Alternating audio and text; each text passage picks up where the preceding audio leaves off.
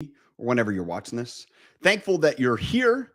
I hope you get value from today's session. Session I call Coffee Chat. If it's new, if it's just popping up, or maybe you haven't seen, um, just come to you for a few minutes each day, Monday through Friday.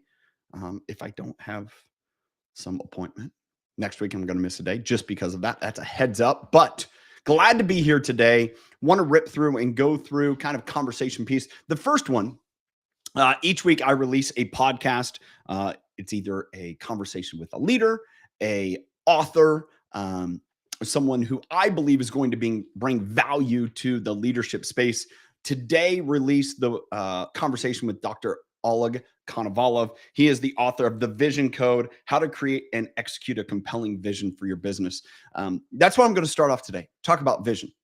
As I was writing my weekly letter that I send out to everyone, subscribers, email addresses that I have, discussing this week's podcast, I really started talking about vision. And I shared this experience when I was younger. I wore glasses for a minute. I have great vision, 2015 vision, but yet I have this condition called congruent insufficiency. It's something you can grow out of. I still find at times it affects me. And what that means is when your eyes are focusing on a point, they have a hard time focusing on that point. They actually look a little bit farther than that. And you can train it. You can work through that by doing exercises called pencil push-ups, where you move a pencil in and out. You focus on the tip of it. And I did that. Well, this is what I learned in thinking about that. These symptoms that come along with congruent insufficiency are also the symptoms that show up in organizations where there's a vision issue. There's blurriness. You have double vision sometimes. You get headaches. There's strain. You lose attention. It's hard to focus on what you're reading. It's hard to focus on your job. Those are all symptoms of congruent insufficiency.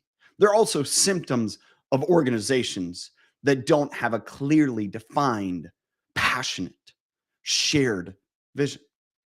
I'd love for you to learn more. Listen to the podcast with Dr. Oleg Konovalov, wherever you listen to podcasts, or check it out on YouTube channel if you're here watching on YouTube.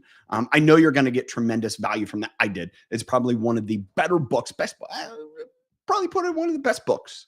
There's 2 or 3 books I've read about vision. It's right there to really explain why vision is so imperative for leaders and organizations.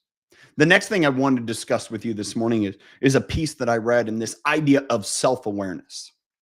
See, a leader's greatest tool to elicit is self-awareness. Not like a lot of other tools. You have to know how, when, where. You have to really kind of cater that tool. Well, I learned this morning. The difference between a person who is irrational, maybe not able to really comprehend what's going on around them, understand those differences, seek questioning, why is it different, is what holds them back from having self-awareness. It's the irrational that holds you back from being self-aware. Yet a rational person will quickly acknowledge, I don't have it all figured out. I need to seek more information. It's that rationality. It's being rational that allows you to be self-aware. Now, it takes work sometimes. It takes acknowledging, my actions, my feelings, and my emotions right now are irrational. I've had that situation. I've had that recently. I've had to go through a practice of separating myself from my emotions.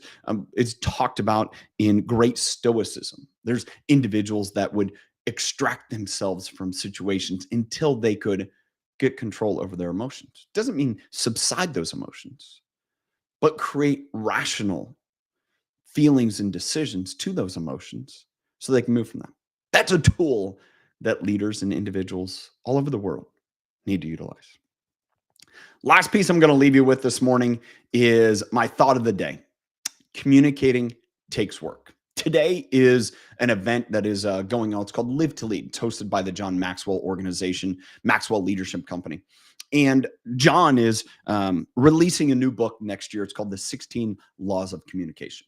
And one of the things that he started off sharing about that book, communication takes work. Now, you could be gifted in communication.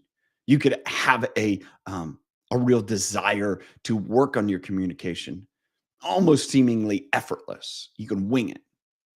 But yet, to communicate effectively, it takes preparation, it takes work.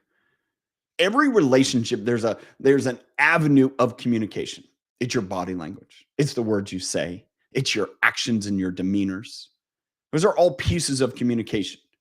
Now, to properly communicate the information that you want to communicate, it takes work. You can't just wing it. What I find happens when you wing it, communication doesn't effectively reach the destination. Communication takes work. It takes work for all of us. Maybe easier for some than the others, but it still takes work. To effectively communicate, you need to work at it. It's my thought of the day. Glad to be able to share it with you. Hope you got value from this session today. Thankful that you guys are here commenting on Facebook, on YouTube, LinkedIn. I appreciate it. Glad you're here.